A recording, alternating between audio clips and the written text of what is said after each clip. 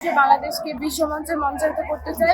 আমাদের দেশকে কিভাবে এগিয়ে নিয়ে যেতে হয় এসব কিছু শিখতে এখানে এসেছি। নারীদেরকে এগিয়ে নিয়ে যাওয়ার জন্য আসলে নারী জাগরণে অগ্রসর হচ্ছে বেগম রোকেয়া। আমাদের দেশের জন্য কাজ করতে চাই এবং সমাজের জন্য কাজ করতে চাই। সবাই ক্যাম্পিং করতে এসেছি, আমরা অনেক কিছু শিখতে এসেছি। এখানে শিখছি যে কিভাবে এগিয়ে যাওয়া যায় এবং অনেক কিছু শিখতে কিভাবে সেবা করতে হয়, মানে আমাদের দেশকে কিভাবে এগিয়ে নিয়ে যেতে হয় এসব কিছু শিখতে এখানে এসেছি এবং আমাদের নারীদেরকে এগিয়ে নিয়ে যাওয়ার জন্য আসলে নারী জাগরণে অগ্রসর হচ্ছে বেগম রোকেয়া।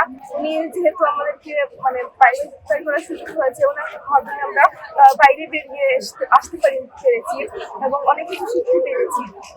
এখন পড়ালেখা করতে পারছি এবং বাইরে খুশির সাথে সমান তালে কাঁধে কাঁধ মিলিয়ে কাজ করতে পেরেছি। আমাদের দেশের জন্য কাজ করতে চাই এবং সমাজের জন্য কাজ করতে চাই, সমাজ সেবা করে মানুষের পাশে থাকতে চাই। আমাদের মেয়েদেরকে সুযোগ দেওয়া হচ্ছে।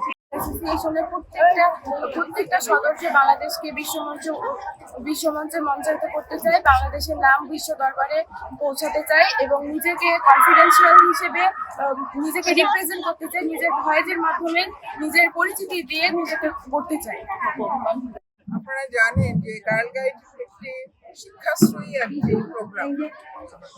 শিক্ষার্থীরা তাদের পড়াশোনার পাশাপাশি জীবন গড়ার জন্য যে সমস্ত বাস্তব কিছু প্রশিক্ষণ, বাস্তব কিছু জ্ঞান বা বাস্তব কিছু দীক্ষা তাদের প্রয়োজন, সেগুলোই আমরা গার্ল গাইডের মাধ্যমে তাদেরকে দিয়ে থাকি। তো গার্ল গাইডের এই ধরনের কর্মসূচিগুলো, এই ক্যাম্পিং একটি অন্যতম আয়োজন, যেটির মাধ্যমে মেয়েরা একসাথে কয়েকদিন একসাথে বসবাস করে এবং তারা বিভিন্ন ধরনের কার্যক্রমের সাথে পরিচিত হয়, শিখে প্রশিক্ষণ প্রাপ্ত হয়, তারা নিজেদের প্রতিভার বিকাশের সুযোগ পায়, নেতৃত্ব বিকাশের সুযোগ পায়।